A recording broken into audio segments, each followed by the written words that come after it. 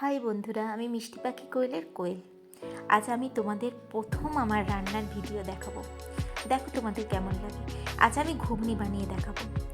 চটজলদি খুব তাড়াতাড়ি কিভাবে ঘুগনি বানানো যায়।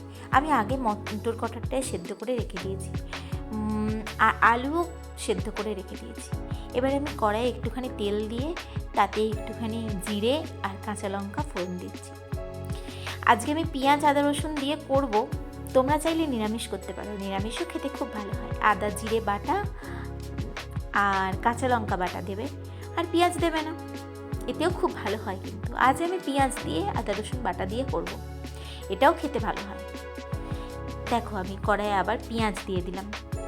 আমি আমার মশলাগুলো সব একটা প্লেটে সাজিয়ে রেখেছি, তোমাদের যাতে বুঝতে সুবিধা হয়।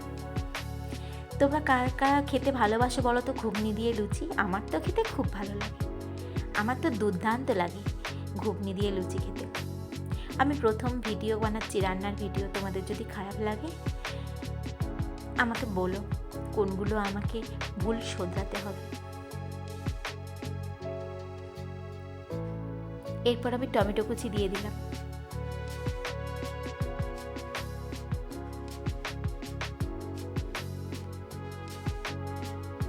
জানো বন্ধুরা, আমি না কথা বলতে খুব ভালোবাসি, তবে সব সময় সবার সাথে নয়, কিন্তু যার সাথে কথা বলি আমি খুব কথা বলি, আমার খুব কথা বলতে ভালো লাগে। এবার আমি সব মশলাগুলো দিয়ে দেবো। ও সরি, এবার আমি মশলাগুলো দিচ্ছি না, এখন আদা রসুন বাটাটা দিচ্ছি।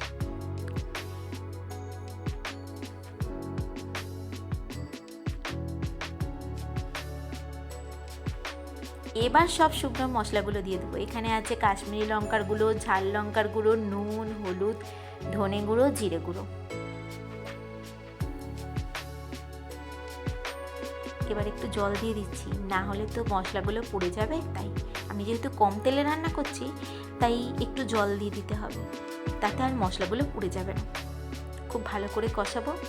মশলাগুলো থেকে হালকা তেল ছেড়ে আসবে, একটু তেল ছেড়ে আসবে না, হয়তো একটু শুকনো হয়ে যাবে জলটা। তো তখন আমি ঘুগনির কড়াইটা, যেটা মটর কড়াইটা আমি সেদ্ধ করে রেখেছি, সেটা আমি দিয়ে দেবো এতে।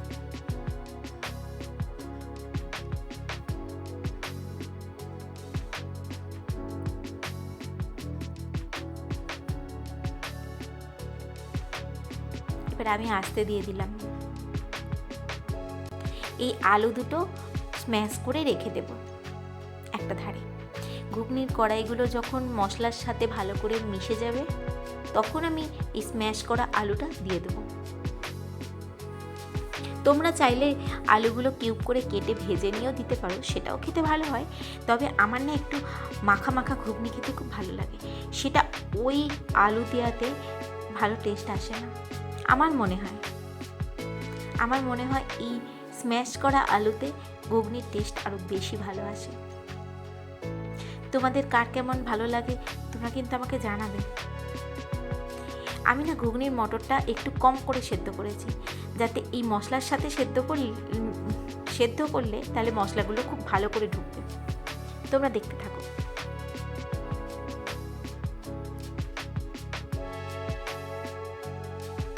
এবার জল দিয়ে ভালো করে একটু মটরটা সেদ্ধ করতে দিয়েছি।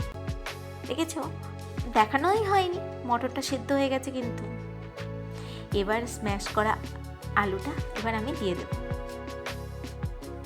এতে না ঘুগনিটা খুব ঘন ঘন হয়, আমার তো খেতে খুব ভালো লাগে এরকম ঘন ঘন ঘুগনি।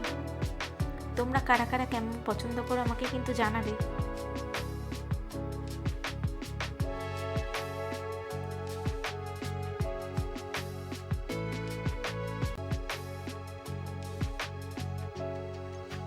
এবার ঘুগনিটা নামিয়ে নেব।